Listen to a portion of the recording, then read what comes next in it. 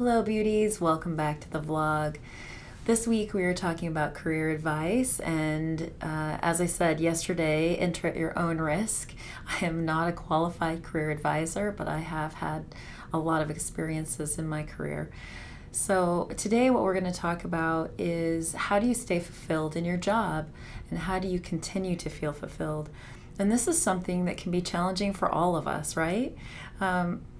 When I think about fulfillment in work, and I think about all the different types of people I've worked with and the different types of jobs I've had, what I think I could say has been a pattern is that when people feel the most energized in what they're doing and the most excited to come to work, it actually has more to do about the people that they work with sometimes than even the work that they're doing.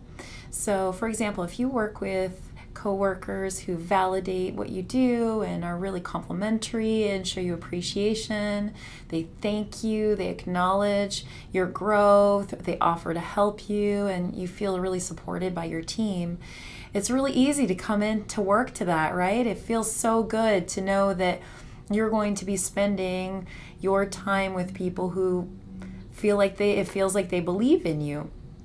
And I think that has a lot to do with people wanting to come into work. There's someone recently who was saying, I've got this job and the work I do is kind of boring.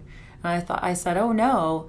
And the person said, no, actually, I don't even mind because I love the place and I love the people and I love the organization. And so it doesn't even matter to me.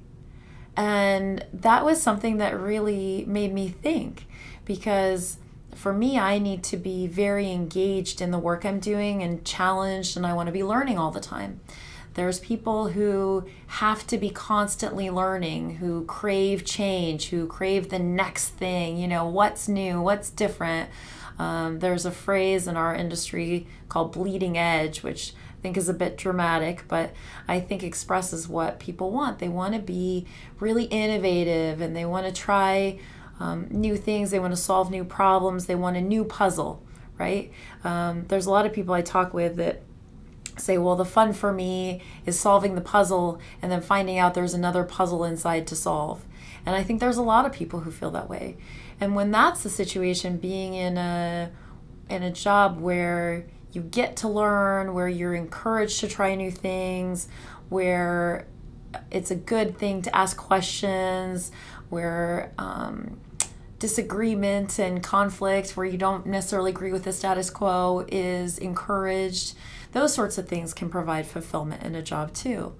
Another way that this might be is that you have opportunities for growth or mobility in what you're doing. So you may come in a company like a startup. There's a lot of startups in Oregon right now, and you may come in on the ground floor, so to speak, but you know that someday if the startup really goes, you might be a VP of something or a director of something, and so that gives you fulfillment.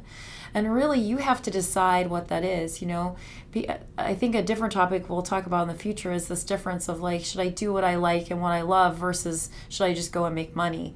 And that's something that a lot of people have asked me. And for me, it's can you find joy in what you're doing today?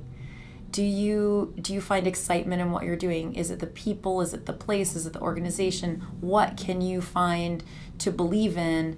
And once you believe in it and you have that attitude, everything else will fall into place. So we'll talk more about this week. I'll see you tomorrow.